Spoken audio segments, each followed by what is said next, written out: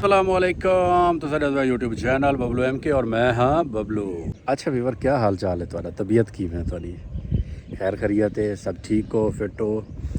अल्लाह करे अज दा नहीं तुहाडे वास्ते खैरियत वाला होवे। समर्द ऐसा को पेंट नहीं मिलदी, तू अपना पर करेटा डट के ते घर वेंदा खड़ा है। खज्जां दे घर विच खड़ा वे तो कित्थों आया खज्जां दा घर?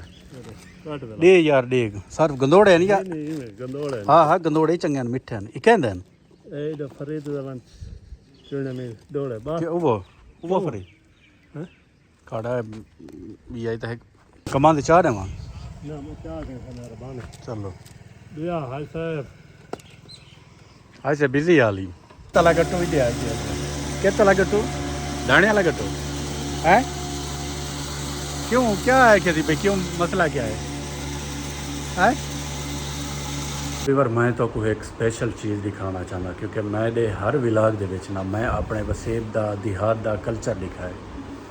ਅੱਜ ਵੀ ਤੁਹਾਨੂੰ ਇੱਕ ਐਸੀ ਚੀਜ਼ ਲਿਖਿਆ ਨਾ ਕਿ ਅਸਾਂ ਜਿਹੜਾ ਨਾ ਮਤਲਬ ਉਹ ਦਿਹਾਤ ਦੇ ਵਿੱਚ ਨਾ ਜਿਹੜੇ ਵੇਲੇ ਸਾਵਣ ਆਉਂਦੇ, ਸਾਵਣ ਦਾ ਮਤਲਬ ਹੈ ਜਿਹੜੇ ਵੇਲੇ ਖਜੂਰ ਦਾ ਮੌਸਮ ਆਉਂਦੇ ਤਾਂ ਉਹ ਸਾਡੇ ਦਿਹਾਤਾਂ ਦੇ ਵਿੱਚ ਨਾ ਉਹਦੀ ਤਿਆਰੀ ਦਾ ਅਮਲ ਸ਼ੁਰੂ ਥੀ ਵੰਦੇ ਤੇ ਅਸਾਂ ਵੀ ਉਹ ਸ਼ੁਰੂ ਕੀਤੀ ਪਏ ਤੇ ਮੈਂ ਤੁਹਾਨੂੰ ਲਿਖਿਆ ਨਾ।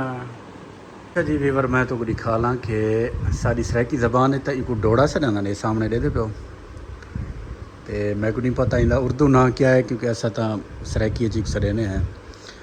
एक ना दो टोटे कर दीवेंदे इंदा मतलब है हुण एक डोड़ा होंदे ना वो दो हिस्से कर दीवेंदे, एक देखो एक ये हिस्सा तो एक ये हिस्सा। एक वाला डेली सवेर नाल जिवें डेह निकलसी धुप निकलसी असें को धुप ते रख देने। धुप च रखने का मकसद ये होंदा है कि इंदे विच वाली जी रस होंदी है ना वो सुक वेंदी है, मिठास नहीं वेंदी तो सिर्फ रस सुक वेंदे। ये ज़्यादा लंबे अरसे वास्ते ना असां को महफूज करने हैं। इको असां वाला सराइकी सड़ने चलीकां, मतलब होंदा कि असां भाई चलीकां बनाने पाए। तुसां कमेंट करो सो कि क्या ये चीज़ तुसां पहले डिठी है? अगर डिठी है तो केड़े इलाके डिठी है? Hello viewer, welcome. अच्छा जी, आज बारिश तो थी कोई नहीं लेकिन माहौल साफ़ थी गया, थोड़ी गर्मी की शिद्दत कम थी गई। अज सही तो को डेयरी फार्म की थोड़ी जी विजिट करवाना है। ये लग्या पानी वालिया हौजिया जितों पानी आके माल पी ले, एक पाइप के जरिए आते।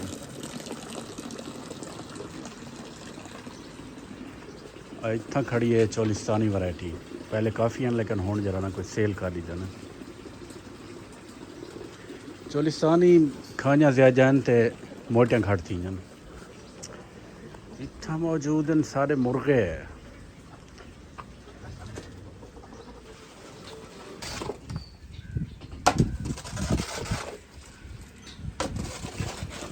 इधर से फरहान भाई जरा ना मंजी या पोशा मेल मेल मेल जलील है तो इन्हें खा खा इन्हें हशर किया है। फरहान ने वाड़ा कितनी साल पुराना हो सी?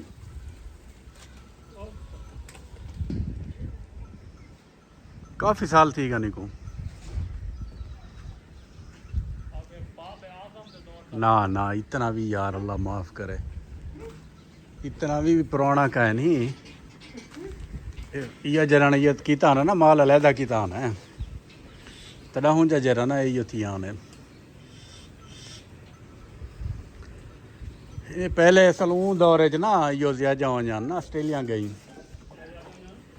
ऑस्ट्रेलिया च गई मतलब ज्यादा आन ना इन्हें को हूँ भला घट कर दी ना।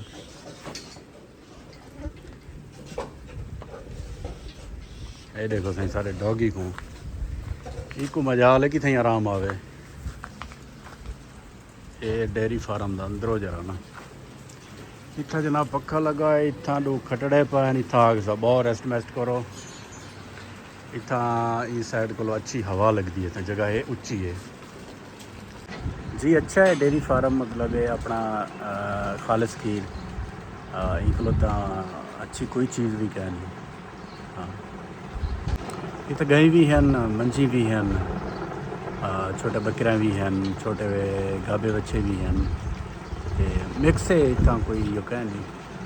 अच्छा जी, अज तक विजिट करवाया डेयरी फार्म का ਆਓ ਪਿੱਛੋਂ ਡੇਰੀ ਫਾਰਮ ਨਜ਼ਰਦਾ ਪਿਆ ਕਿਵੇਂ ਚਮਕਦਾ ਖੜਾ ਹੈ। ਗਈ ਮੰਝੀ ਸਾਰਿਆਂ ਚਮਕਦਿਆਂ ਖੜਿਆਂ ਨੇ ਕਿਉਂਕਿ ਇਹਨਾਂ ਦੀ ਵਜ੍ਹਾ ਕੋਲੋਂ ਰੌਣਕ ਹੈ ਇੱਥਾਂ ਸਾਡੇ ਦਿਹਾਤ ਦਾ ਇਹ ਰੌਣਕ ਹੈ। हाँ अल्लाह का बंदा समझिए क्या करना है। कितना गया हूँ आज कितना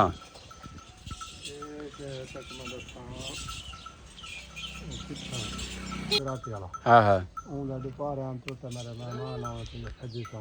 अच्छा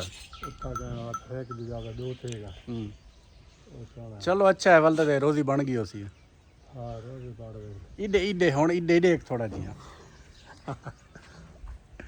इडे देख आ जुलदे छप्पर बाने जुलदा खज चोंदा केरी हुआ आख्या तो सी कपन दा कपड़े दा नहीं हाँ ए मैं कहता ने दगर निकलने में आज तो कल परसों दा चुनी कशा हो सी होना दे दा अगर खड़े दा अच्छा चलो देख ना तो सवेरे आ था देख जरा ता पेड़ खाई के ठीक ना तो सवेरे दा था कपड़े सा चुड़ से कपड़े सा हाँ बस हुण इंदा एंड ही है भी एक प्लाट के ना ओ दी तो लगी हरी मक्खी ई गदोड़ तो हफ्ते का लग तो ता पेड़ चंगी आवे चलो अच्छा ठीक है ये है से मुश्ताक जरा खज्जा चुनदे ते ओ आया ओदा खज्जी दा चुनाव ते बहरहाल अज तकरीबन हुण व्लॉग एंड थी चुके इंशाअल्लाह कल मुलाकात थी सी तुसां सिर्फ चैनल को सब्सक्राइब करना है और घंटी वाला बटन तो लाजमी है तो वो तुसां करना है इंशाअल्लाह थोड़ा सारा रब्ता रहे वैसी